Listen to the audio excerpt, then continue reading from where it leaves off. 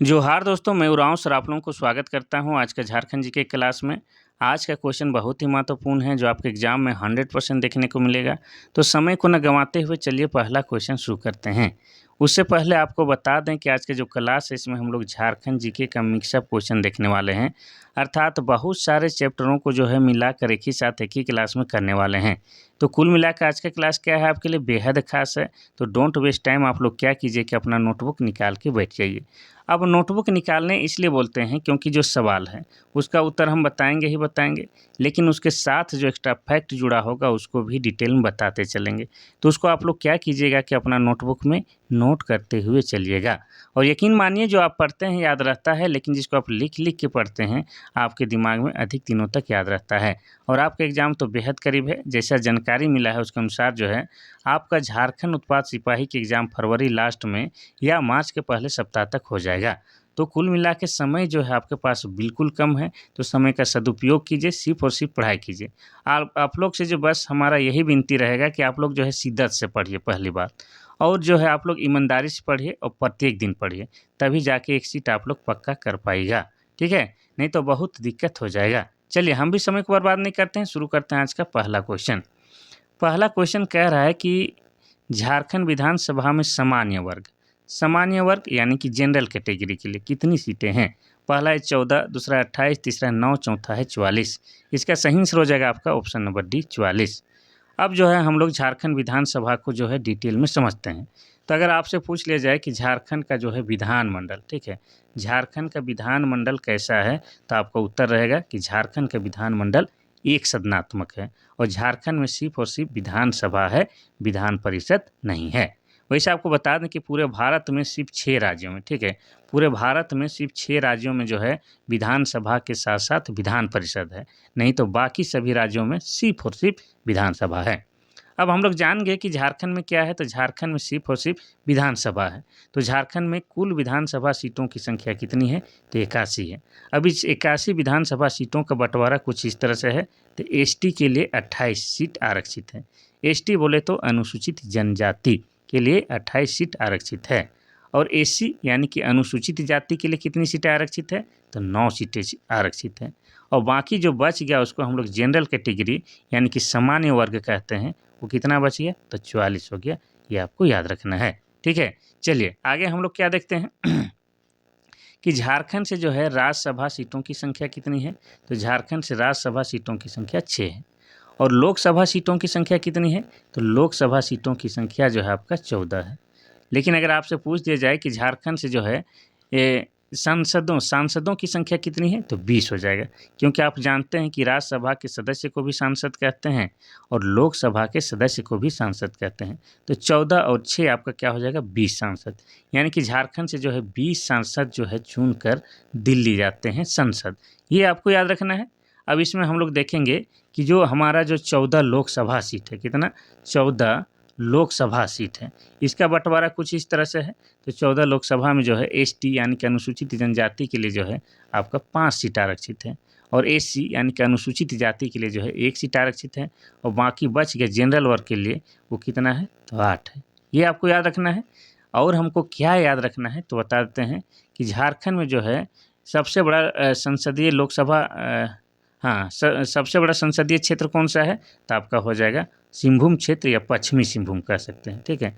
पश्चिमी सिंहभूम जो है झारखंड में सबसे बड़ा संसदीय क्षेत्र है, और पश्चिमी सिंहभूम जिला बना है 1990 में।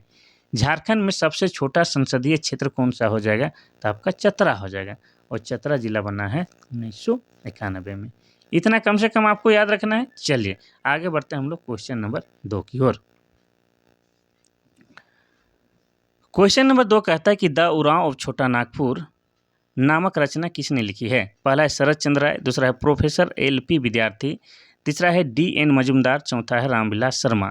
इसका सही आंसर हो जाएगा आपका ऑप्शन नंबर ए, शरद चंद्र राय के द्वारा द उरांव ऑफ छोटा नागपुर नामक ग्रंथ रचना या साहित्य लिखा गया है। इतना याद रखना है। और ये जो है आपका द उरांव ऑफ छोटा नागपुर, ये कब प्रकाशन हुआ है, तो आपको बता दें 1915 ईस्वी में प्रकाशन हुआ है। अब इसमें जो है शरद चंद्र राय के द्वारा जो है उरांव जनजाति के बारे में विस्तृत जानकारी दी गई है।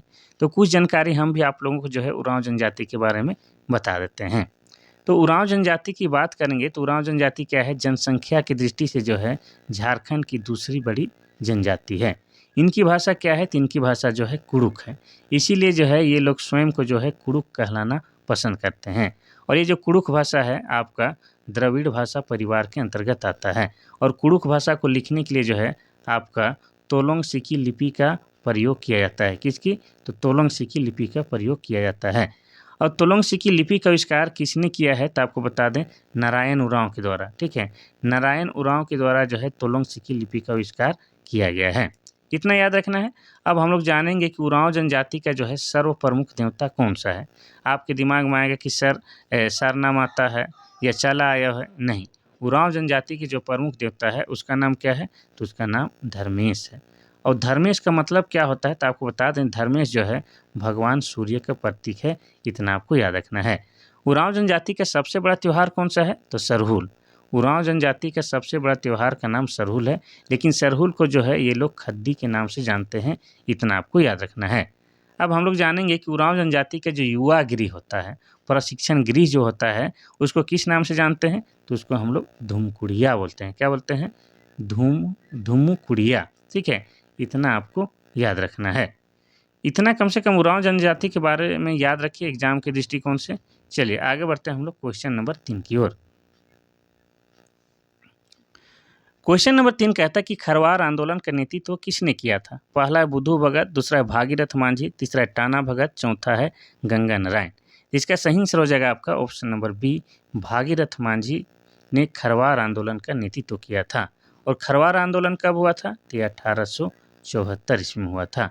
और खरवार एक जनजाति है, झारखंड में खरवार एक क्या है, एक जनजाति है। और खरवार जनजाति जो है सत्य और अहिंसा के लिए जो है अपना बलिदान देने तक के लिए रेडी रहती है। इसीलिए जो है खरवार जनजाति को लड़ाका जनजाति भी कहा जाता है। क्या कहा जाता है, तो लड़ाका जनजाति भी कहा जाता है ये। और खरवार जनजाति जो है पलामू जिला में इनका जो है निवास स्थल अधिक पाया जाता है। और बता दें कि पलामू जिला में जो है खरवार जनजाति को 18 हजारी के नाम से भी जाना जाता है।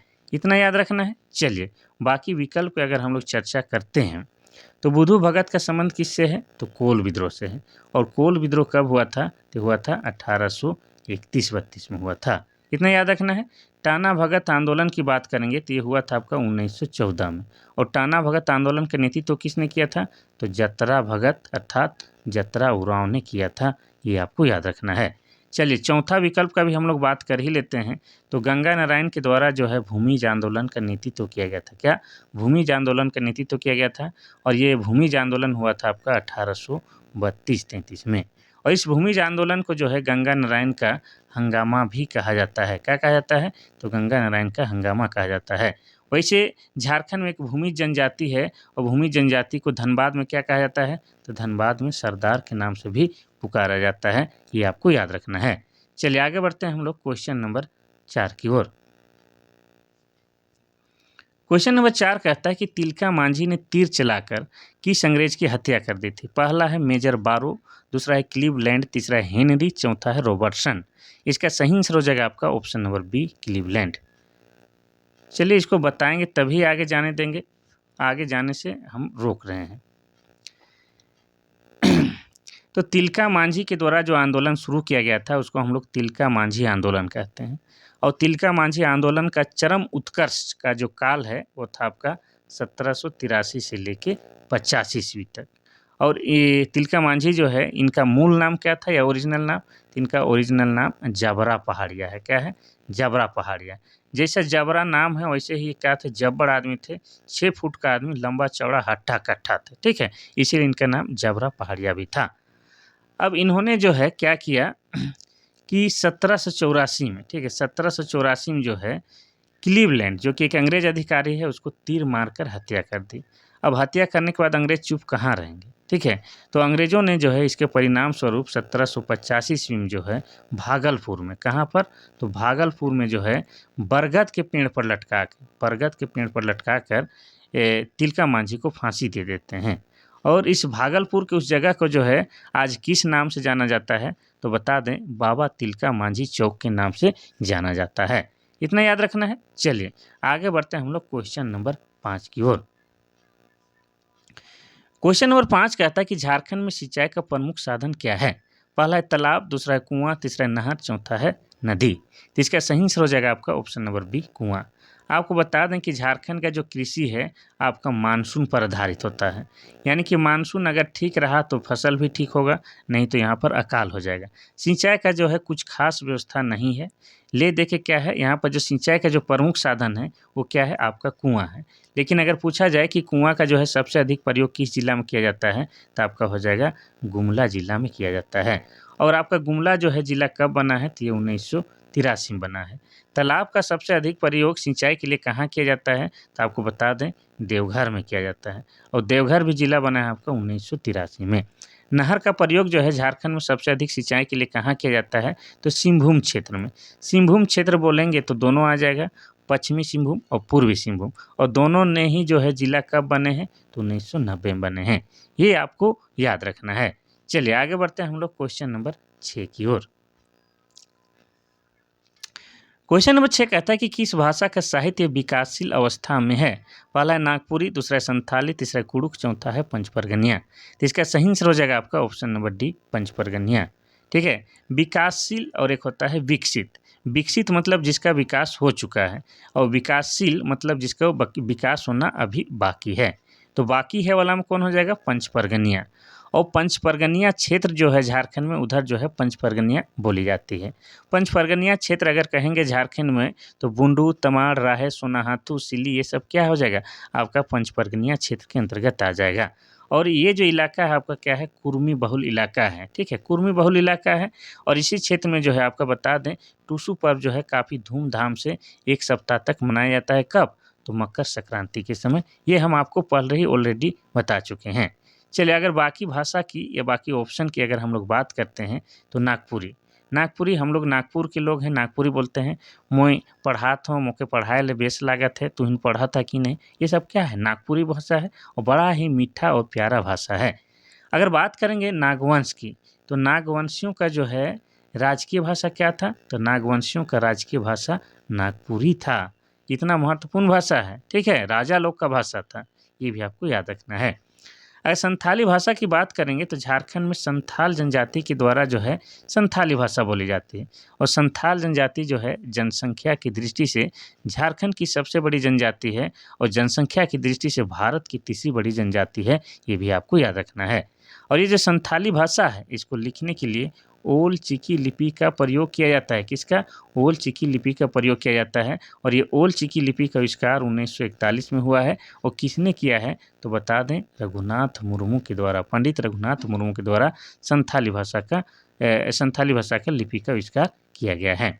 ये जो संथाली भाषा है, इसको 2003 में जो है भारतीय संविधान के 8वीं अनुसूची में शामिल किया गया है। और इस 8वीं अनुसूची में जो है पूरे भारत से मात्र 22 भाषा को शामिल किया गया है। उनमें से एक आपका संथाली भाषा है, जो कि झारखंड का ट्राइबल लैंग्वेज है, और हमारे लिए गर्व वाली बात है। ठीक है, चलिए अगर हम लोग बात करते हैं कुड़ुक भाषा की, तो कुड़ुक भाषा कौन लोग बोलता है, तो उरांव जनजाति के द्वारा जो है कुड़ुक भाषा बोली जाती है।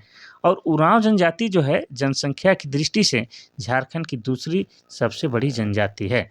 और ये जो कुड़ुक भाषा बोलते हैं, इसीलिए ये लोग जो है स्वयं को कुड़ुक कहलाना भी पसंद करते हैं। क्या कहलाना, तो कुड़ुक कहलाना पसंद करते हैं। और ये कुड़ुक भाषा जो है आपका द्रविड़ भाषा परिवार के अंतर्गत आता है।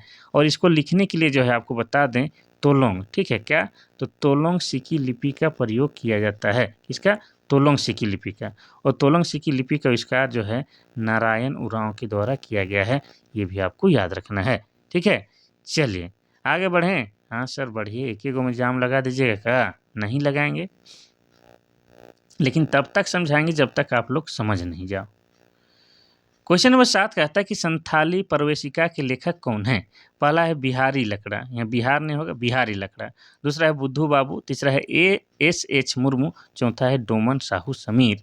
और हाँ हो गया, तो ऑप्शन नंबर ये हो जाएगा डी, डोमन साहू समीर के द्वारा लिखा गया किताब क्या है, संथाली प्रवेशिका। इतना याद रखना है।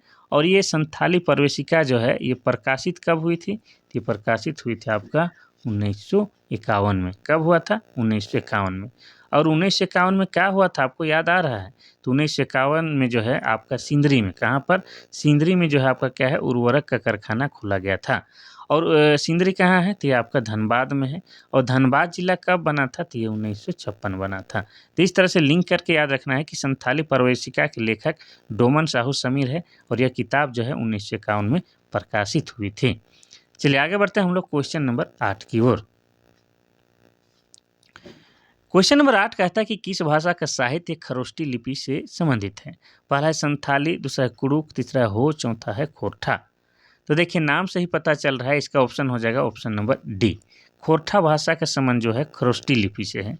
और खरोष्टी लिपि जो है आपको बता दें दाएं से बाएं लिखी जाती है। कहाँ, तो दाएं से जो है आपका बाएं लिखी जाती है, दाएं से बाएं। हम लोग देवनागरी लिख रहे हैं, वो क्या है, बाएं से दाएं लिख रहे हैं, लेकिन खरोष्ठी जो है दाएं से बाएं लिखी जाती है, जस्ट विपरीत लिखी जाती है। इतना आपको याद रखना है। चलिए इसका तो हम बता चुके हैं कि संथाली भाषा के लिए कौन सा लिपि है, आपका ओलची की लिपि है। क्या है, ओलची की लिपि है। और कुड़ुक के लिए आपका कौन सा लिपि है, तोलोंगसी की, तोलोंगसी की लिपि है। और हो के लिए आपका क्या है, वारंग चित्ती, वारंग चित्ती लिपि है। वारंग या वारंग ग यहाँ डाल दीजिए, वारंग चित्ती लिपि है। क्वेश्चन नंबर 9 कहता है कि सिंधु सभ्यता के लोग किस जनजातीय लिपि का प्रयोग करते थे। पहला है ब्राह्मी लिपि, दूसरा है खरोष्टी, तीसरा है ओलचिकी, चौथा है देवनागरी। तो इसका सही आंसर क्या हो जाएगा, इसका सही आंसर हो जाएगा आपका ऑप्शन नंबर, सिंधु सभ्यता की बात हो रहा है, ठीक है। सिंधु सभ्यता की बात करेंगे तो ऑप्शन नंबर बी खरोष्ठी लिपि हो जाएगा।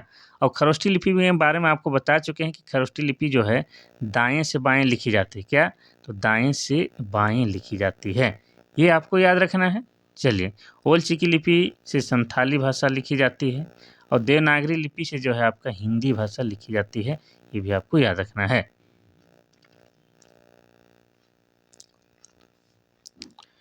क्वेश्चन नंबर 10 कहता है कि मेघदूत रचना किस भाषा के साहित्य से संबंधित है। मेघदूत जो लिखा गया है किस भाषा के साहित्य से संबंधित है। पहला है मुंडारी, दूसरा है हो, तीसरा है खोरठा, चौथा है कुड़ुक। तो इसका उत्तर देने से पहले आपको बता दें कि एक जो मेघदूत किताब है जो काफ़ी प्रसिद्ध किताब है और मेघदूत को लिखने वाले व्यक्ति का नाम क्या है, कालिदास है। क्या नाम है, कालिदास के द्वारा मेघदूत किताब लिखा गया है। लेकिन मेघदूत को अगर कहा जाए कि झारखंड के किस भाषा में अनुवाद किया गया है तो ये हो जाएगा आपका ऑप्शन नंबर डी, सी। खोरठा भाषा में मेघदूत लिखा गया है, ठीक है। खोरठा भाषा में मेघदूत को अनुवाद किया गया है और अनुवाद करने वाले व्यक्ति का नाम क्या है, तो श्रीनिवास पानुरी है। क्या नाम है, तो श्रीनिवास पानुरी के द्वारा जो है पानुरी, श्रीनिवास पानुरी के द्वारा जो है मेघदूत को खोरठा भाषा में अनुवाद किया गया है या लिखा गया है, आप कह सकते हैं। और इसका प्रकाशन जो है कब हुआ है, तो 1968 में हुआ है, इतना याद रखना है। लेकिन मूल जो मेघदूत है उसकी रचना किसने किया है, तो कालिदास के द्वारा किया गया है, ये आपको याद रखना है। चलिए आगे बढ़ते हैं हम लोग क्वेश्चन नंबर 11 की ओर। क्वेश्चन नंबर 11 कहता है कि झारखंड का पहला डिग्री कॉलेज कौन सा है। पहला रांची कॉलेज, दूसरा संत कोलंबा कॉलेज, तीसरा करीम सिटी कॉलेज, चौथा इनमें से कोई नहीं। तो इसका सही आंसर क्या हो जाएगा, तो इसका सही आंसर हो जाएगा आपका ऑप्शन नंबर बी, संत कोलंबा कॉलेज को जो है झारखंड का पहला डिग्री कॉलेज माना जाता है। और संत कोलंबा कॉलेज कहाँ है, तो ये आपका हजारीबाग जिला में, कहाँ है, आपका हजारीबाग जिला में है। अगर बात किया जाए तो संत कोलंबा कॉलेज की स्थापना किसने की थी या किस मिशन या, हाँ वही चीज़ पूछता है, मिशन या क्या बोलते हैं उसको, तो किसके द्वारा किया गया था, तो डबलिन यूनिवर्सिटी के द्वारा, ठीक है। डबलिन यूनिवर्सिटी के द्वारा जो है संत कोलंबा कॉलेज की स्थापना किया गया है। और डबलिन यूनिवर्सिटी कहाँ की है, तो ये आपकी आयरलैंड की है। कहाँ की है, आयरलैंड की है, ये भी आपको याद रखना है। तो संत कोलंबा कॉलेज जो है आपका हजारीबाग जिला में है। अब आपके दिमाग में आएगा कि ठीक है सर कि ये जो है झारखंड का पहला डिग्री कॉलेज है, लेकिन इसका निर्माण कब हुआ है, तो बता दें 1899 में हुआ है। और 1899 में क्या हुआ था, तो रांची जिला बना था, ये भी आपको याद रखना है। अगर हम लोग बाकी विकल्प की बात करते हैं तो रांची कॉलेज, रांची आप लोग सुने होंगे, काफ़ी चर्चित कॉलेज है और ये कहाँ है, आपका रांची के मोराबादी में। लेकिन इसका जो है 2017 में जो है नाम चेंज कर दिया गया है और रांची कॉलेज, रांची का जो है नया नाम क्या हो गया है, तो श्यामा प्रसाद मुखर्जी कॉलेज नाम हो गया है, नया नाम, ठीक है। हम भी रांची कॉलेज रांची का ही स्टूडेंट है, वहीं से बीए और एमए किए हैं, इसीलिए हम इसको अच्छी तरह से जानते हैं ये कॉलेज के बारे में। अगर हम लोग बात करेंगे यहाँ पर करीम सिटी कॉलेज की बात करेंगे, तो करीम सिटी कॉलेज जो है ये कहाँ पर है? ये आपका जमशेदपुर में है। कहाँ है? जमशेदपुर में है, ये आपको याद रखना है, ठीक है। और इसका निर्माण कब हुआ है? तो इसका निर्माण 1961 ईस्वी में हुआ है। चलिए, तो हो जाएगा ऑप्शन नंबर बी, संत कलोम्बा कॉलेज को झारखंड का पहला डिग्री कॉलेज माना जाता है। क्वेश्चन नंबर 12 कहता है कि एमजीएम मेडिकल कॉलेज की स्थापना किस वर्ष हुई थी? पहला 1960, दूसरा 1992, तीसरा है 1964, चौथा है 1980। एमजीएम मेडिकल कॉलेज, लेकिन इसका पूरा नाम क्या हो जाएगा भाई? तो महात्मा गांधी मेमोरियल। तो Mahatma Gandhi memorial medical college की स्थापना किस वर्ष हुई थी? तो हो जाएगा आपका ऑप्शन नंबर सी। नहीं, सी 64 तो नहीं होना चाहिए, ये हो जाएगा, गलत लिखा हुआ है यहाँ पर, 1961 कर लीजिएगा, ठीक है। 1961 में की गई थी, इतना याद रखना है। और ये कहाँ पर है? तो ये आपका जमशेदपुर शहर में है। कहाँ है? तो आपका जमशेदपुर शहर में है। और जमशेदपुर जो है आपका पूर्वी सिंहभूम जिला के अंतर्गत आता है। और पूर्वी सिंहभूम आपका जिला कब बना है? तो ये 1990 में बना है, इतना याद रखना है। चलिए, अगर बाकी विकल्प की अगर हम लोग बात करते हैं तो देखिए बताते हैं, 1960 में जो है रांची विश्वविद्यालय की स्थापना किया गया था। किसकी? रांची विश्वविद्यालय की। अगर तारीख पूछ लिया जाए तो हो जाएगा आपका 12 जुलाई 1960 को जो है रांची विश्वविद्यालय की स्थापना किया गया था, पटना विश्वविद्यालय से अलग करके। और 1960 में ही आपका किसकी स्थापना किया गया था? तो 1960 में ही आपका रिम्स की स्थापना किया गया था। रिम्स बोले तो Rajendra institute of medical science, जो कि झारखंड का सबसे बड़ा सरकारी अस्पताल है और रांची के बरियातू में स्थित है, इतना याद रखना है। चलिए, अगर 1980 की बात करेंगे तो 1980 में जो है आपका क्या है? तो बिरसा कृषि विश्वविद्यालय की स्थापना किया गया है। और ये कहाँ है? तो आपका रांची में ही, रांची के कांके में स्थित है, इतना आपको याद रखना है।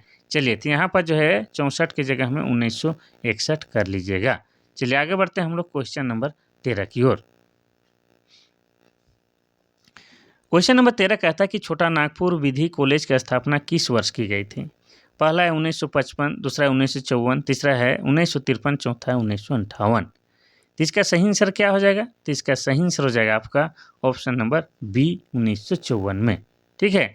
और ये छोटा नागपुर विधि कॉलेज कहाँ है? तो ये आपका रांची में है। और रांची जिला कब बना है? तो रांची जिला 1899 में बना है, इतना आपको याद रखना है। 1955 में किसकी स्थापना किया गया है?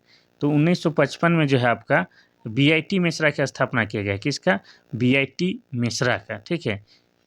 बीआईटी मिश्रा की स्थापना 1955 में जो है बीएम बिड़ला के द्वारा किया गया है, ये आपको याद रखना है। चलिए आगे बढ़ते हैं। उससे पहले और एक डेट याद आ गया तो बता दें, 1958 में जो है एचईसी की स्थापना किया गया है। किसकी?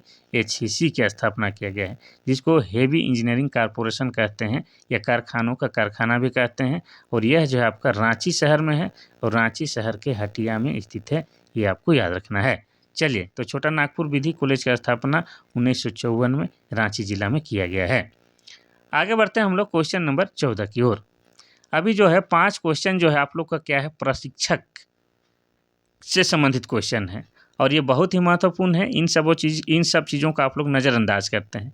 एक्चुअली है क्या कि जब भी खेल खिलाड़ी वाला पाठ पढ़ाया जाता है, कोई भी चैनल में देखे हैं, यूट्यूब चैनल में, तो वहाँ पर सिर्फ खेल खिलाड़ियों के बारे में बताया जाता है, लेकिन प्रशिक्षक के बारे में जो है नज़रअंदाज कर दिया जाता है। तो आज जो हम कम से कम 5 क्वेश्चन जो है प्रशिक्षक से लेकर आए हैं, क्योंकि यही तो सिखाते हैं, यही तो खिलाड़ियों को खिलाड़ी बनाते हैं। तो इनसे संबंधित क्वेश्चन हमेशा पूछा जाता है, ठीक है। तो नरेंद्र सिंह किस खेल के प्रशिक्षक हैं? पहला है टेनिस, दूसरा हॉकी, तीसरा क्रिकेट, चौथा है फुटबॉल। तो इसका सही आंसर हो जाएगा आपका ऑप्शन नंबर बी, हॉकी के प्रशिक्षक हैं आपके नरेंद्र सिंह। आगे बढ़ते हैं हम लोग क्वेश्चन नंबर 15 की ओर। क्वेश्चन नंबर 15 कहता है कि सुशील वर्मा किस खेल के प्रशिक्षक हैं? पहला है फुटबॉल, दूसरा है हॉकी, तीसरा क्रिकेट, चौथा है वॉलीबॉल। तो इसका सही आंसर हो जाएगा आपका ऑप्शन नंबर डी, वॉलीबॉल खेल के प्रशिक्षक हैं सुशील वर्मा। आगे बढ़ते हैं हम लोग क्वेश्चन नंबर 16 की ओर। क्वेश्चन नंबर 16 कहता है कि जयदीप सरकार किस खेल के प्रशिक्षक हैं? पहला है फुटबॉल, दूसरा है हॉकी, तीसरा है क्रिकेट, चौथा है वॉलीबॉल। तो इसका सही आंसर हो जाएगा आपका ऑप्शन नंबर डी, वॉलीबॉल हो जाएगा। ठीक है। तो जयदीप सरकार भी क्या है, वॉलीबॉल के ही प्रशिक्षक हैं। आगे बढ़ते हैं हम लोग क्वेश्चन नंबर 17 की ओर। क्वेश्चन नंबर 17 कहता है कि आरिफ इमाम किस खेल के प्रशिक्षक हैं? पहला है फुटबॉल, दूसरा है एथलेटिक्स, तीसरा है क्रिकेट, चौथा है वॉलीबॉल। इसका सही आंसर हो जाएगा आपका option number B, athletics. Athletics मतलब आप समझ जानते हैं, धावक, ठीक है। दौड़ने के लिए सिखाते हैं कौन? आपके आरिफ इमाम। आगे बढ़ते हैं हम लोग क्वेश्चन नंबर 18 की ओर, और ये आखिरी क्वेश्चन है प्रशिक्षक से, ठीक है। तो क्वेश्चन नंबर 18 कहता है कि संजीव कुमार सिंह किस खेल के प्रशिक्षक हैं? पहला है फुटबॉल, दूसरा है तीरंदाजी, तीसरा है क्रिकेट, चौथा है हॉकी। तो इसका सही आंसर हो जाएगा आपका ऑप्शन नंबर बी, तीरंदाजी के। और आपको बता दें कि संजीव कुमार को जो है बिरसा मुंडा पुरस्कार से भी सम्मानित किया जा चुका है, ठीक है। तीरंदाजी के क्या हैं? प्रशिक्षक हैं। और झारखंड से जो है सुप्रसिद्ध तीरंदाज कौन है? तो आपकी दीपिका कुमारी, सब जानते हैं दीपिका कुमारी, झारखंड रांची की रातू की रहने वाली है और इन्हें जो है गोल्डन गर्ल के नाम से भी जाना जाता है। और खेल के क्षेत्र में जो है महत्वपूर्ण योगदान देने के लिए जो है दीपिका कुमारी जो एक तीरंदाज है, इन्हें 2016 में जो है पद्मश्री पुरस्कार से सम्मानित किया गया है, ये भी आपको याद रखना है। और इन्हीं को जो है 2012 में, कब? 2012 में जो है अर्जुन पुरस्कार से भी सम्मानित किया गया है। और इन्होंने जो है ओलंपिक भी खेल चुकी है, इसीलिए इन्हें जो है ओलंपियन भी कहा जाता है। इतना आपको याद रखना है कम से कम। चलिए, तो 18 में हम क्या बोले? ये अब संजीव कुमार सिंह जो है क्या सिखाते हैं? तो ऑप्शन नंबर बी, तीरंदाजी सिखाते हैं। आगे बढ़ते हैं हम लोग क्वेश्चन नंबर 19 की ओर। क्वेश्चन नंबर 19 कहता है कि पेशा कानून के अंतर्गत ग्राम सभा को कौन सा अधिकार प्राप्त है? तो फिलहाल में ही 1 महीना पहले ही पेशा कानून लागू हुआ था, तो चर्चा में है। महीना दिन भी नहीं लगा होगा, 15-20 दिन पहले ही ये कानून के बारे में पूरा ज़ोर शोर से चर्चा था, अगर आप लोग अखबार देखते हैं तो। तो ये सब भी जो है आपके एग्जाम में क्वेश्चन आने की प्रबल संभावनाएं रखती है, इसीलिए हम लेके आए हैं। तो पेशा कानून के अंतर्गत ग्राम सभा को कौन सा अधिकार प्राप्त है? पहला है ग्राम स्तरीय बाजारों का प्रबंध करना, दूसरा है लघु वन उत्पादन के संबंध में, तीसरा है सामाजिक संस्थाओं और कार्यकर्ताओं के कार्यकलाप पर नियंत्रण, चौथा है उपरोक्त सभी। तो इसका सही आंसर क्या हो जाएगा? तो इसका सही आंसर हो जाएगा आपका ऑप्शन नंबर डी, उपरोक्त सभी। तो पेशा कानून के अंतर्गत जो है ग्राम सभा को ये सभी अधिकार प्राप्त है। एक्चुअली में जो है आदिवासी बहुल क्षेत्र या जनजातीय बहुल क्षेत्रों में जो है पेशा कानून लगाया जा सकता है, उसके तहत जो है उन्हें ग्राम सभा को जो है और शक्ति प्रदान की जाती है, इतना आप शॉर्ट में समझ सकते हैं। चलिए आगे बढ़ते हैं हम लोग क्वेश्चन नंबर 20 की ओर। क्वेश्चन नंबर 20 कहता है कि सीएनटी एक्ट की पूरी तरह सफल नहीं होने के क्या कारण हैं? पहला है लोगों में जागरूकता की कमी, दूसरा है प्रचार का अभाव, तीसरा है आदिवासी एकता एवं एकजुटता की कमी, चौथा इनमें से सभी। तो इसका सही आंसर हो जाएगा आपका ऑप्शन नंबर डी, इनमें से सभी। सही बात है कि इनके बारे में जो है लोगों में जागरूकता की कमी है और प्रचार का अभाव है, कोई भी प्रचार नहीं कर रहा है। आदिवासी एकता और एकजुटता की भी कमी है, जिसके कारण जो है सीएनटी एक्ट जो है पूरी तरह से प्रभावित नहीं है। अब थोड़ा सा जो है आप लोग को हम भी सीएनटी एक्ट के बारे में थोड़ा सा प्रचार प्रसार कर देते हैं। हमारा भी दायित्व तो बनता है कि थोड़ा सा प्रचार किया जाए। तो बता दें कि सीएनटी एक्ट, ठीक है, सीएनटी, इसी को छोटा नागपुर टेनेंसी कहा जाता है और हिंदी में बोले तो छोटा नागपुर काश्तकारी अधिनियम कहा जाता है। और ये कब पारित हुआ था? तो 11 नवंबर 1908 ईस्वी को ये पारित किया गया था। और ये क्या है? ये आपको बता दें कि भूमि से संबंधित कानून है। और आपको बता दें कि वर्तमान में झारखंड में जो 24 जिला है, उनमें से 18 जिला में जो है आपका क्या है, सीएनटी एक्ट लागू है। और सीएनटी एक्ट का जो ब्लूप्रिंट है उसको किसने तैयार किया है? तो जेएच हाफमैन, ठीक है, जेएच हाफमैन के द्वारा जो है ब्लूप्रिंट तैयार किया गया था। कब? तो 1902 ईस्वी में। ये आपको याद रखना है।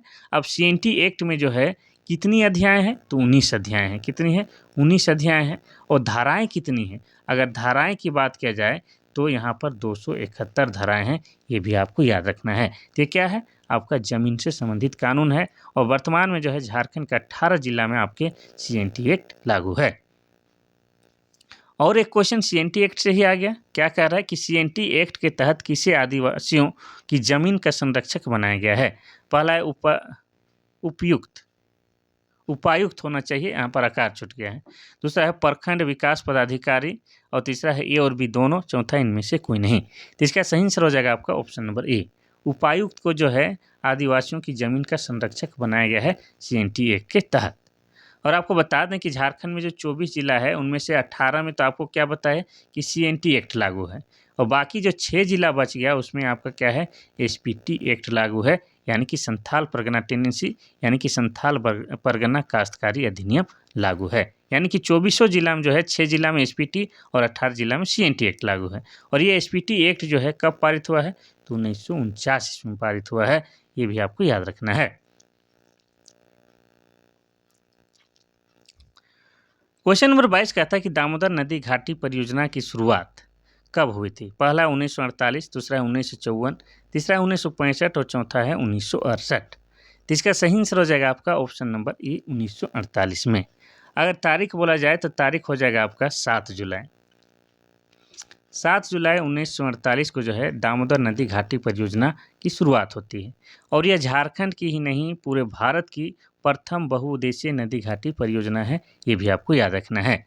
और यह जो है आपका अमेरिका, ठीक है, अमेरिका का जो टेनेंसी नदी घाटी परियोजना है उसी का नकल है, या उसी का प्रारूप है, ये आप कह सकते हैं। अमेरिका का टेनेंसी नदी घाटी परियोजना के प्रारूप के हिसाब से ही ये आपका दामोदर नदी घाटी परियोजना 7 जुलाई 1948 को शुरू किया गया है। इसमें जो है आपको बता दें कि 8 बांध बनाए गए हैं। कितने? 8 बड़े बांध बनाए गए हैं, और एक जो आपका क्या है, अवरोधक बांध भी है। क्या है? एक आपका अवरोधक बांध है, और उस अवरोधक बांध का नाम क्या है, तो दुर्गापुर बांध है। क्या नाम है? तो दुर्गापुर बांध है, ये भी आपको याद रखना है। ठीक है, चलिए, तो हो गया शॉर्ट में, यही आपको याद रखना था।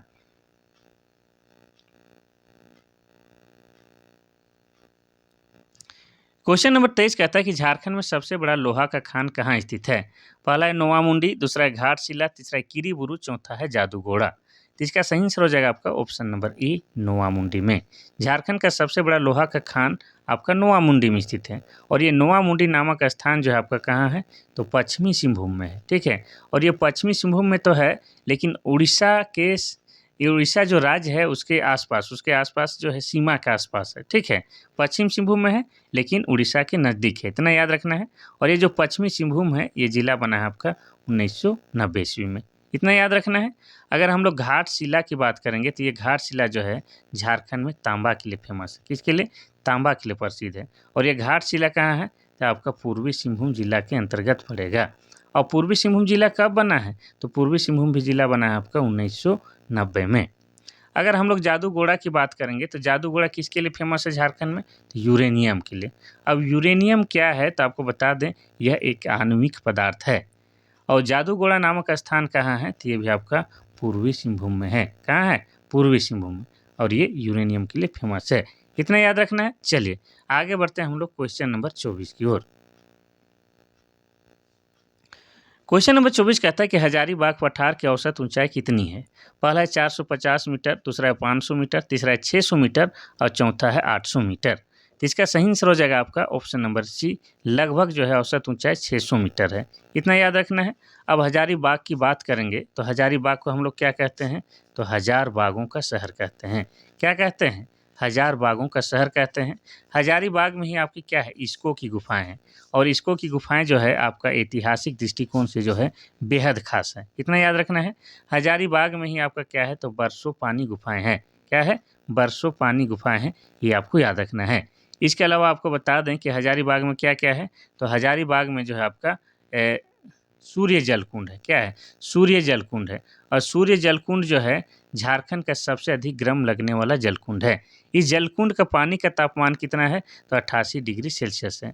और ऐसी मान्यता है कि यहाँ पर अगर आप स्नान करते हैं तो आपको जो है त्वचा संबंधी सारा रोग दूर हो जाता है। इसके अलावा आपको बता दें कि झारखंड के हजारीबाग में जो है आपका बिरहोर जो कि झारखंड की एक आदिम जनजाति है, उनका निवास स्थल भी सबसे अधिक कहाँ है, तो आपका हजारीबाग जिला में है। इसके अलावा आपको बता दें कि हजारीबाग जिला में जो है पद्मा नाम का किला है, और इस पद्मा नाम के किला में जो है वर्तमान समय में सैनिक प्रशिक्षण दिया जाता है। अब इतना कुछ जान गए तो ये हजारीबाग जिला कब बना है, तो हजारीबाग जिला बना है आपका 1833 में। ये सब आपको लिंक करके ही पढ़ना होगा। क्वेश्चन नंबर 25 कहता है कि दसम जलप्रपात किस नदी पर स्थित है।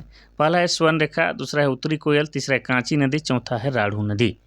तो इसका सही आंसर हो जाएगा आपका ऑप्शन नंबर सी, कांची नदी पर है। ठीक है, दसम जलप्रपात, ये कहिएगा तो आपका क्या है, रांची।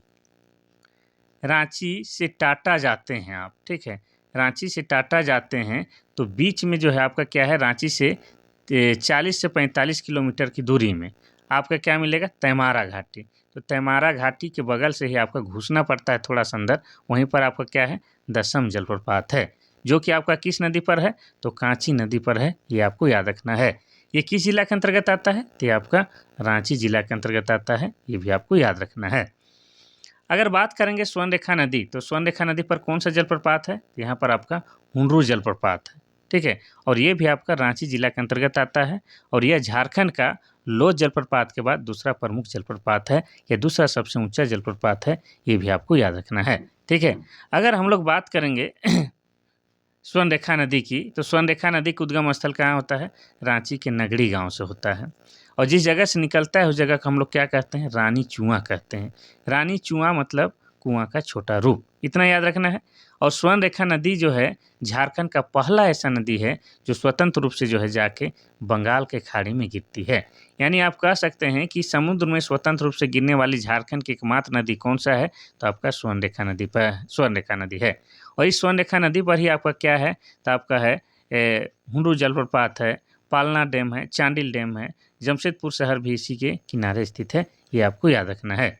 चलिए, अगर हम लोग उत्तरी कोयल नदी की बात करेंगे तो इसका उद्गम स्थल कहाँ है, तो रांची का पिस्का गांव, रांची का पिस्का गांव।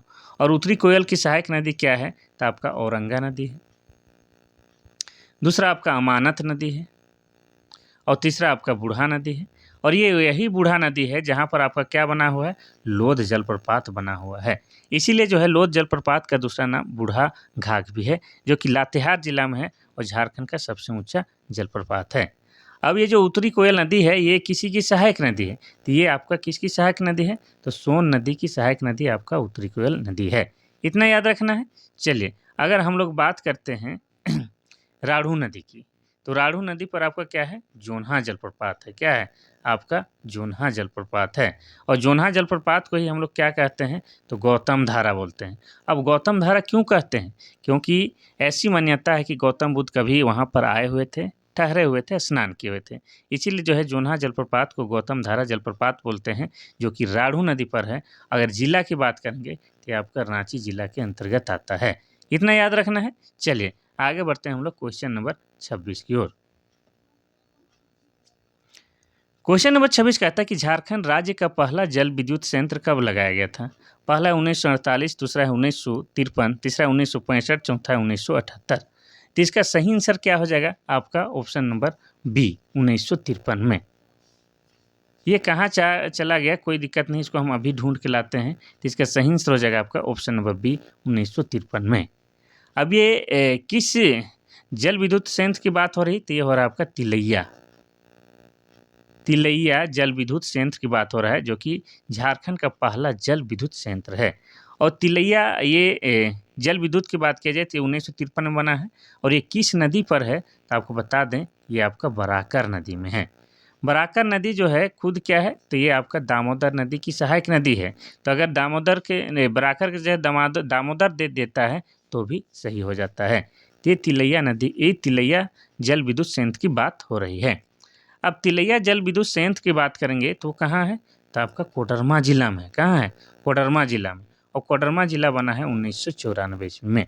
और कोडरमा जिला को हम लोग क्या कहते हैं, भारत का अभ्रक की राजधानी कहते हैं। क्या कहते हैं, भारत का अभ्रक की राजधानी कहते हैं, क्योंकि कोडरमा जिला में जो है बहुतायत मात्रा में अभ्रक पाया जाता है। और कैसी अभ्रक पाया जाता है, तो उच्च कोटि के अभ्रक पाए जाते हैं, यानी कि उच्च गुणवत्ता वाली अभ्रक पाई जाती है, जिसका डिमांड जो है विदेशों में है। और उस उच्च कोटि वाले अभ्रक को हम लोग क्या कहते हैं, तो रूबी के नाम से भी जानते हैं, इतना याद रखना है। वैसे आपको बता दें कि झारखंड में जो है कोडरमा के अलावा गिरिडीह हो गया, हजारीबाग हो गया, यहाँ पर भी आपका क्या है, अभ्रक पाए जाते हैं। चलिए आगे बढ़ते हैं हम लोग क्वेश्चन नंबर 27 की ओर। क्वेश्चन नंबर 27 कहता है कि राजमहल की पहाड़ी किस प्रकार के चट्टान से बनी है। पहला है परतदार, दूसरा है अवसादी, तीसरा है बेसाल्ट, चौथा है इनमें से कोई नहीं। तो इसका सही आंसर हो जाएगा आपका ऑप्शन नंबर सी, बेसाल्ट प्रकार के चट्टान से बनी है राजमहल की पहाड़ी। अब राजमहल की पहाड़ी की बात करेंगे तो कहाँ है, तो आपका साहेबगंज जिला में है। कहाँ है? साहेबगंज जिला में। और साहेबगंज जिला बना है 1983 में। और साहेबगंज झारखंड का एकमात्र जिला है जहाँ पर आपका क्या है, गंगा नदी बहती है। ये आपको याद रखना है। अब राजमहल के पहाड़ी को जो है हम लोग झारखंड के इतिहास में क्या कहते हैं, तो कांकजोल का क्षेत्र भी बोलते हैं। क्या बोलते हैं? कांकजोल का क्षेत्र बोलते हैं। और राजमहल के पहाड़ी में जो है काली मिट्टी पाई जाती है, और काली मिट्टी जो है आपका कपास के खेती के लिए बेहतरीन है। ये आपको याद रखना है। अब राजमहल के पहाड़ी में जो है क्या है, सौरिया जनजाति। क्या है? सौरिया पहाड़ियाँ। ठीक है, सौरिया पहाड़िया का जो है निवास स्थल सबसे अधिक है। और ये सौरिया पहाड़िया क्या है, तो झारखंड में जो 8 आदिम जनजाति है उन्हीं में एक है। और इनकी भाषा क्या है, तो इनकी भाषा आपका माल्टो है। और माल्टो भाषा जो है आपका द्रविड़ भाषा परिवार के अंतर्गत आती है। ये आपको याद रखना है। तो इतना कम से कम जो है आपको राजमहल के बारे में याद रखना है। चलिए आगे बढ़ते हैं हम लोग क्वेश्चन नंबर। अच्छा, राजमहल को क्या कहा जाता है, तो बंगाल का राजधानी भी कहा जाता है। ये भी आपको याद रखना है। क्वेश्चन नंबर 28 कहता है कि नागफेनी जलप्रपात किस जिले में स्थित है? पहला लातेहार, दूसरा गुमला, तीसरा लोहरदगा, चौथा है रामगढ़। तो इसका सही आंसर हो जाएगा आपका ऑप्शन नंबर बी, गुमला जिला में स्थित है। और अगर गुमला जिला में अगर बात किया जाए तो ये सिसई प्रखंड में है। ठीक है, सिसई प्रखंड के अंतर्गत आता है आपका नागफनी जलप्रपात। चूँकि ये जो जलप्रपात है इसका आकार जो है देखने से लगता है कि नाग का फन है, इसीलिए जो है इसका नाम क्या रखा गया है, नागफेनी जलप्रपात नाम रखा गया है। ठीक है, अगर गुमला की बात करेंगे तो गुमला जिला बना है 1983 में। और गुमला में आपका बहुत कुछ है। क्या क्या है तो आपको बता ही देते हैं। तो गुमला का सिसई का ही जिक्र आया तो बता दें कि गुमला का सिसई में जो है आपका दोईसागढ़ का किला है। क्या है? दोईसागढ़ का किला है। और दोईसागढ़ के किला को ही क्या कहा जाता है, नवरत्नगढ़ का किला कहा जाता है, जिसका निर्माण जो है राजा दुर्जन साल के द्वारा करवाया गया है। हाँ, वही दुर्जन साल जिसको जो है जहांगीर ने कैद करके रखा था। मुगल शासक जहांगीर, मुगल शासक जहांगीर ने कैद करके रखा था। कितने साल तक? तो 12 साल तक। कहाँ पर? तो ग्वालियर के किला में। हाँ, वही दुर्जन साल के द्वारा दोसागढ़ का किला सिसई के दोसागढ़ नामक स्थान पर कराया गया है। इतना याद रखना है। यहाँ पर जलप्रपात का जिक्र है तो जलप्रपात की बात करते हैं तो लातेहार में जो है आपका क्या है, लोध जलप्रपात है। चूँकि ये लोध जलप्रपात झारखंड का सबसे ऊंचा जलप्रपात है, लेकिन ये क्या है, आपका बूढ़ा नदी पर है, जिसके कारण लोध जलप्रपात को बूढ़ा नदी भी कहा जाता है, ये बूढ़ा घाघ भी कहा जाता है। इतना याद रखना है। अब लातेहार जिला कब बना है, तो ये बना है आपका 4 अप्रैल। ठीक है, 4 अप्रैल 2001 को जो है लातेहार जिला बना है। अगर लोहरदगा की बात करेंगे तो यहाँ पर 2 प्रमुख जलप्रपात हैं। एक हो जाएगा आपका निंदी जलप्रपात, और दूसरा जलप्रपात का नाम क्या है, घड़घड़िया। ठीक है, घड़घड़िया जलप्रपात। इस प्रकार से लोहरदगा जिला में 2 प्रमुख जलप्रपात हैं। और लोहरदगा जिला की बात करेंगे तो लोहरदगा जिला बना है 1983 में। और लोहरदगा में जो एक जगह है, कौन सा, बगड़ू पहाड़। और बगड़ू पहाड़ जो है आपका बॉक्साइट के लिए फेमस है। और यहाँ से जो बॉक्साइट है जाके कहाँ जाता है, तो मुरी में। मुरी में जो आपका क्या है, एल्युमिनियम का कारखाना है। ये आपको याद रखना है। रामगढ़ में कौन सा जलप्रपात है, तो रामगढ़ में आपका रजरप्पा जलप्रपात है। कौन सा, तो रजरप्पा जलप्रपात है, जो कि आपका दामोदर प्लस भैरवी नदी के संगम में है। हाँ, ये वही भैरवी नदी है जिसको कहीं कहीं जो है भेड़ा भी कहा जाता है। और रामगढ़ की अगर बात करेंगे तो रामगढ़ जिला कब बना है, तो रामगढ़ जिला बना है आपका 12 सितंबर 2024 को जो है झारखंड का 2007 को जो है झारखंड का 24वां जिला बनता है। इतना याद रखना है। और यह जो है आपका क्षेत्रफल की दृष्टि से जो है झारखंड का सबसे छोटा जिला है। ये भी आपको याद रखना है। तो ऑप्शन नंबर इसका तो बी हो जाएगा।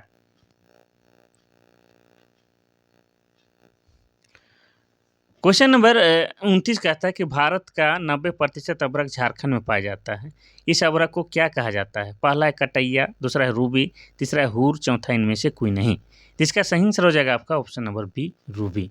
जैसे मैंने आपको बताया कि झारखंड में जो कोडरमा जिला है, इसको हम लोग भारत का अभ्रक का राजधानी कहते हैं। क्या है? क्योंकि यहाँ पर जो है उच्च क्वालिटी का अभ्रक पाया जाता है और बहुतायत मात्रा में पाया जाता है, जिसको हम लोग रूबी भी कहते हैं। इसके अलावा कोडरमा के अलावा आपका गिरिडीह जिला है, उसके बाद हजारीबाग जिला है। इन तीनों जिलों में जो है मुख्य रूप से आपका क्या है, अभ्रक पाया जाता है। लेकिन सबसे अधिक की बात की जाए तो कोडरमा जिला में पाया जाता है। अब इन क्षेत्र में जो है अभ्रक पाया जाता है तो इन क्षेत्रों में क्या है, मिट्टी कैसी पाई जाती है, तो अभ्रक मूलक मिट्टी पाई जाती है। कैसी? अभ्रक मूलक मिट्टी पाई जाती है। और अभ्रक मूलक मिट्टी की पहचान होता है कि यह जो है हल्का गुलाबी होता है और हल्का चमकीला होता है। इतना याद रखना है। चलिए आगे बढ़ते हैं हम लोग क्वेश्चन नंबर 30 की ओर। क्वेश्चन नंबर 30 कहता है कि रांची में फाउंड्री फोर्ज केंद्र की स्थापना किस देश के सहयोग से की गई है? पहला है रूस, दूसरा है जर्मनी, तीसरा है चेकोस्लोवाकिया, चौथा है जापान। तो इसका सही आंसर क्या हो जाएगा? तो इसका सही आंसर हो जाएगा आपका option number C, Czechoslovakia. Actually में ये जो है फाउंड्री फोर्ज केंद्र जो है आपका क्या है, एचईसी का ही एक भाग है। किसका? एचईसी का ही एक भाग है, यानी कि हेवी इंजीनियरिंग कारपोरेशन, यानी कि कारखानों का कारखाना का ही एक भाग है। और आप सभी जानते हैं कि एचईसी कारखाना कहाँ है? तो आपका रांची जिला में है। ठीक है, रांची जिला में है। और रांची जिला में भी कहाँ है? तो हटिया शहर में है भाई। और इसकी स्थापना कब हुई है तो वो भी आपको बता दें, इसकी स्थापना जो है 1958 में हुई है। ठीक है, और ये चेकोस्लोवाकिया देश की सहायता से हुई है, चेकोस्लोवाकिया।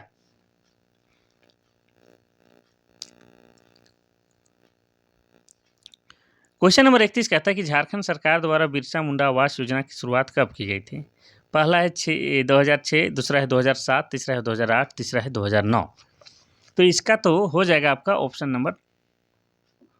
नंबर सी डी होना चाहिए, 2009 हो जाएगा।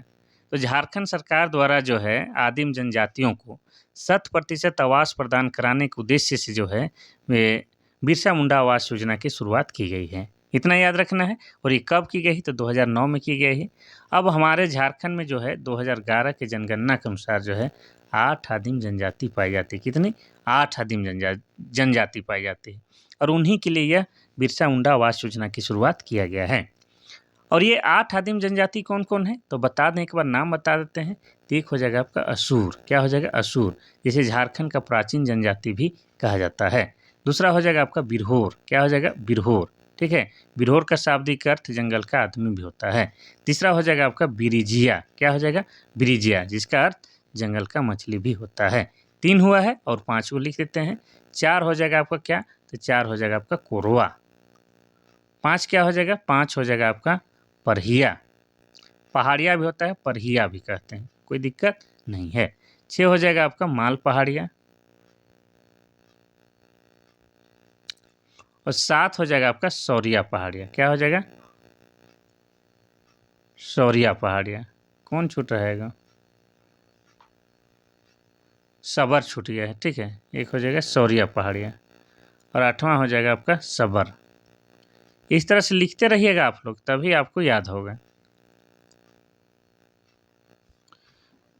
क्वेश्चन नंबर 32 कहता है कि गोकुल ग्राम विकास योजना की शुरुआत कब की गई थी? पहला है 2002, दूसरा है 2001, तीसरा है 2000 और चौथा है 2005। तो इसका सही आंसर हो जाएगा आपका ऑप्शन नंबर ए, 2002 में जो है आपका गोकुल ग्राम विकास योजना की शुरुआत की गई थी। इसके बारे में कुछ योजना के बारे में पता नहीं चलता है, बहुत पुराना योजना है, लेकिन झारखंड की योजना है तो आपको बता देते हैं। क्वेश्चन नंबर 33 कहता है कि वन संरक्षण अधिनियम कब पारित हुआ था? पहला 1980, दूसरा 1986, तीसरा 1988, चौथा 1982। तो इसका सही आंसर हो जाएगा आपका ऑप्शन नंबर बी, 1986 में। ठीक है, अगर किसका बोल रहा है? वन संरक्षण अधिनियम। अच्छा सॉरी, इसका हो जाएगा वन संरक्षण अधिनियम की बात हो रहा है। वन संरक्षण अधिनियम ये आपका 1980 हो जाएगा, ऑप्शन नंबर ए, 1980 में पारित हुआ था। अगर तारीख बोला जाए तो हो जाएगा आपका 28 अक्टूबर। ठीक है, 28 अक्टूबर 1980 को जो है वन संरक्षण अधिनियम पारित किया गया था। इतना याद रखना है। चलिए वन का बात हो रहा है तो आपको बता दें कि भारत सरकार द्वारा, ठीक है, भारत सरकार द्वारा जो है भारतीय वन सर्वेक्षण रिपोर्ट जो है प्रत्येक 2 साल में जारी किया जाता है। कितने? प्रत्येक 2 साल में जारी किया जाता है। और कहाँ से जारी किया जाता है? तो देहरादून से जारी किया जाता है। और ये देहरादून कहाँ है? तो आपको बता दें उत्तराखंड की राजधानी देहरादून से जारी किया जाता है। अब वन की बात किया जाए तो झारखंड का जो कुल भौगोलिक क्षेत्रफल है उसमें कितने प्रतिशत पर वन है? तो आपको बता दें कि 2019 के हिसाब से आंकड़ा में क्या हो जाएगा? 29.61। कितना? 29.61। लेकिन अगर आपसे पूछ दिया जाए 2 साल तो 2021 के अनुसार कितना हो जाएगा? तो आपको बता दें 29.76 हो जाएगा। लेकिन आगे और बढ़ेंगे तो हो जाएगा 2023 के अनुसार जो है आपका क्या हो जाएगा? तो 29.81 हो जाएगा। लेकिन हमको जहाँ तक उम्मीद है आपको पूछेगा 2021 वाला रिपोर्ट पूछेगा। ठीक है, 2021 के अनुसार जो है झारखंड में वनों की प्रतिशत कितना है, ये पूछने वाला है। ठीक है, अगर आपसे पूछ जाए कि झारखंड के किस जिला का जो है वनाच्छादित सबसे अधिक है, तो आपका हो जाएगा लातेहार जिला, और सबसे कम किस में हो जाएगा, तो जामताड़ा जिला, ये बता दीजिएगा। क्वेश्चन नंबर 34 कहता है कि किस प्राकृतिक आपदा से झारखंड मुक्त है। देखिए, आपदा जो है मुख्यतः दो प्रकार के होते हैं, एक प्राकृतिक आपदा और एक मानव निर्मित आपदा। तो यहाँ पर पूछ रहा है कि किस प्राकृतिक आपदा से झारखंड मुक्त है। पहला है सुनामी, दूसरा है बाढ़, तीसरा है भूकंप, चौथा है उपरोक्त सभी। तो इसका सही आंसर हो जाएगा आपका ऑप्शन नंबर ए। झारखंड में जो है सुनामी कभी नहीं आ सकता है। झारखंड में बाढ़ आता है, भूकंप आता है, लेकिन सुनामी नहीं आता है। तो सुनामी जो एक प्राकृतिक आपदा है, उससे झारखंड मुक्त है।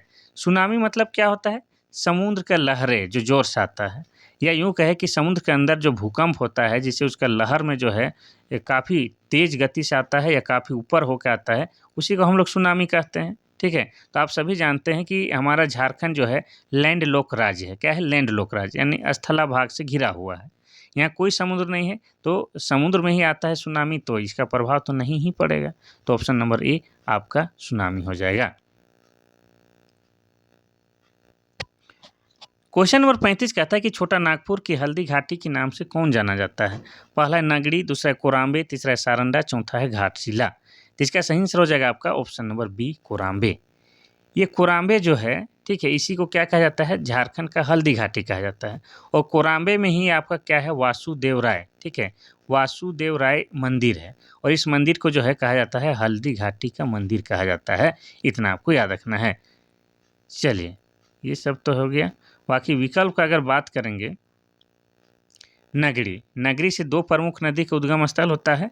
कौन कौन, आपका एक हो जाएगा स्वर्ण रेखा का, और दूसरा हो जाएगा आपका दक्षिणी कोयल। ये दो नदियों का जो है उद्गम स्थल नगरी है। और ये नगरी जो है आपका रांची शहर में है। क्या है, रांची जिला या रांची शहर में है। सारंडा की बात करेंगे तो सारंडा जो है 700 पहाड़ों का क्षेत्र है। ये कहाँ है, आपका पश्चिमी सिंहभूम में। कहाँ है, पश्चिमी सिंहभूम में है। घाटशिला की बात करेंगे तो यहाँ जो है तांबा पाया जाता है, और ये कहाँ है, तो आपका पूर्वी सिंहभूम जिला में है।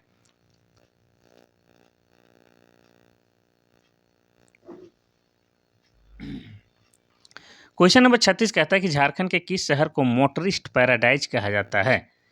पहला है हजारीबाग, दूसरा है बोकारो, तीसरा रांची, चौथा है धनबाद। तो इस क्वेश्चन को जो है जानने के लिए आप लोग गूगल मत कीजिएगा, तो गूगल में हो सके बता दें नेत्रहाट। ठीक है, हो सके बता दें नेत्रहाट, लेकिन इसका जो है जेएसएससी के अनुसार सही उत्तर हो जाएगा आपका ऑप्शन नंबर सी, रांची हो जाएगा। इतना याद रखना है। चलिए, रांची की बात आया तो रांची जिला बना है आपका 1899 ईस्वी में। रांची को हम लोग क्या कहते हैं, तो झरनों का शहर, क्योंकि रांची में जो है बहुत सारे जलप्रपात पाए जाते हैं। और रांची को हम लोग क्या कहते हैं, तो शहीदों का नगर कहते हैं। क्यों कहते हैं, तो रांची जिला से जो है बहुत सारे जवान जो है शहीद हुए हैं।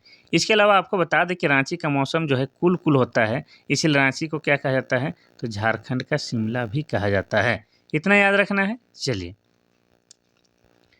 हजारीबाग को हम लोग क्या कहते हैं, हजार बागों का शहर। क्या कहते हैं, हजार बागों का शहर कहते हैं।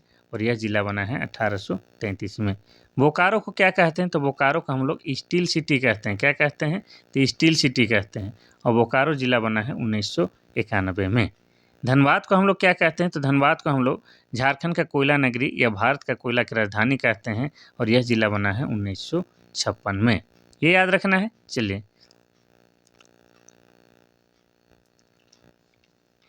क्वेश्चन नंबर 37 कहता है कि झारखंड के किस शहर को छोटा नागपुर का प्रवेश द्वार कहा जाता है। पहला है चतरा, दूसरा रांची, तीसरा बोकारो, चौथा है जमशेदपुर। तो इसका सही आंसर हो जाएगा आपका ऑप्शन नंबर ई, चतरा को जो है कहा जाता है झारखंड के छोटा नागपुर का प्रवेश कहा जाता है। और ये जो चतरा है, चतरा क्या है कि चतरा जो है लोकसभा में सबसे छोटा संसदीय क्षेत्र। क्या है, लोकसभा में सबसे छोटा संसदीय क्षेत्र है। और चतरा में क्या है, तो चतरा में आपका इटखोरी है। और इटखोरी में क्या है, तो इटखोरी में जो है माँ भद्रकाली का मंदिर है। क्या है, माँ भद्रकाली का मंदिर है। साथ ही आपको बता दें कि इटखोरी के रहने वाले व्यक्ति कौन थे, तो इटखोरी के ही थे आपके जैन धर्मावलंबियों के 10वें तीर्थंकर, जिनका नाम क्या था, जिनका नाम शीतलनाथ था। क्या नाम था, शीतलनाथ था। इतना याद रखना है। ये चतरा, जिसे हम लोग छोटा नागपुर का प्रवेश द्वार कहते हैं, और चतरा जिला बना है 1991 ईस्वी में। चलिए आगे बढ़ते हैं हम लोग क्वेश्चन नंबर 38 की ओर।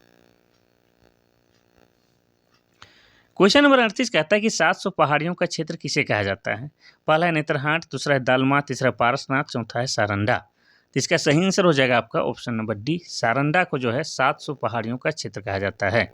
और ये कहाँ है? तो ये आपका पश्चिमी सिंहभूम जिला में, ठीक है, कहाँ है? पश्चिमी सिंहभूम जिला में है, और पश्चिमी सिंहभूम जिला बना है 1990 में, इतना याद रखना है।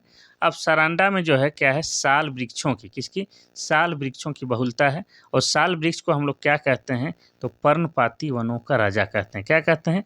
पर्णपाती वनों का राजा कहते हैं। और एशिया में जो है साल वृक्ष का सबसे बड़ा जंगल सारंडा है, एशिया में, भारत में नहीं कह रहे, एशिया में। और साल वृक्ष जो है जिसको सरहुल में जो है पूजा किया जाता है, क्या? सरहुल में पूजा किया जाता है। और साल जो है झारखंड का राजकीय वृक्ष भी है, ये आपको याद रखना है। और साल वृक्ष का ही बात हुआ है तो आपको बता दें कि साल का वृक्ष का जो पेड़ होता है उसका जो लकड़ी जो है फर्नीचर बनाने के लिए काफ़ी मजबूत होता है। साथ ही उनका फूल और फल जो है औषधीय रूप से काम आता है, ये भी आपको याद रखना है। और बाकी विकल्प की बात करते हैं तो नेत्रहाट कहाँ है? तो ये आपका लातेहार जिला में, कहाँ है? लातेहार जिला में। और लातेहार जिला बना है 2001 ईस्वी में। और नेत्रहाट को हम लोग क्या क्या कहते हैं? तो बता ही देते हैं। नेत्रहाट को हम लोग कहते हैं पहाड़ों की मल्लिका। क्या कहते हैं? पहाड़ों की मल्लिका। और इसे जो है पहाड़ों की रानी भी कहते हैं। नेत्रहाट में ही आपका क्या है? मंगोलिया पॉइंट है। क्या है? मंगोलिया पॉइंट है, ये पूछ चुका है। साथ ही बता दें कि नेत्रहाट जो है एक पर्यटक स्थल है। यहाँ पर लोग जो है सनराइज सनसेट यानी कि सूर्योदय और सूर्यास्त देखने जाते हैं। साथ ही आपको बता दें कि नेत्रहाट में आपका क्या है? विश्व प्रसिद्ध स्कूल नेत्रहाट स्कूल है, जिसका निर्माण जो है चार्ल्स नेपियर ने करवाया है, कब? 1954 में। और नेत्रहाट में आपका क्या है? घाघरी जलप्रपात है, ठीक है, घाघरी जलप्रपात। और किस नदी पर है? तो ये आपका घाघरी नदी पर ही है, इतना याद रखना है। और नेत्रहाट में क्या क्या है? तो नेत्रहाट में जो है आपका सबसे अधिक ठंड लगता है, पूरे झारखंड में जो है सबसे अधिक ठंड कहाँ लगता है? नेत्रहाट में। सबसे अधिक वर्षा कहाँ होता है? नेत्रहाट में होता है, ये सब आपको याद रखना है। दालमा की बात करेंगे तो दालमा वन्य जीव अभयारण्य जो है आपका पूर्वी सिंहभूम जिला के अंतर्गत आता है। और आपको बता दें कि दालमा वन्य जीव अभयारण्य में ही 1992 से जो है क्या है? हाथी परियोजना चलाई जा रही है भारत सरकार के द्वारा, हाथी के संरक्षण के लिए, इतना याद रखना है। और इसका निर्माण हुआ है कब? तो 1976 ईस्वी में, इतना याद रखना है। पार्श्वनाथ की बात करेंगे तो ये क्या है? झारखंड की सबसे ऊंची पर्वत श्रृंखला है, और इसका दूसरा नाम क्या है? समेत शिखर है। अब हम कह रहे हैं कि ये सबसे ऊंचा है झारखंड का, तो ऊंचाई कितना है? तो ऊंचाई हो जाएगा 1365 मीटर, मीटर में नापिएगा तो, और फीट में नापिएगा तो 4478 फीट हो जाता है, ठीक है। अब इस पार्श्वनाथ पहाड़ी को जो है क्या कहा जाता है? तो जैन धर्मावलंबियों को जो है तीर्थ स्थल कहा जाता है। तीर्थ स्थल मतलब समझते हैं? पवित्र स्थल। अब पवित्र स्थल क्यों कहा जाता है? तो आप जानते हैं कि जैन धर्मावलंबियों के टोटल 24 तीर्थंकर हुए हैं, उनमें से 20 तीर्थंकरों का जो है निर्वाण प्राप्त इसी पहाड़ी में हुआ है। इनके 23वें तीर्थंकर का नाम क्या था? इनके 23वें तीर्थंकर का नाम था पार्श्वनाथ। क्या नाम था? पार्श्वनाथ। और उन्हीं के नाम पर जो है इस पहाड़ी का नाम पार्श्वनाथ पहाड़ी रखा गया है।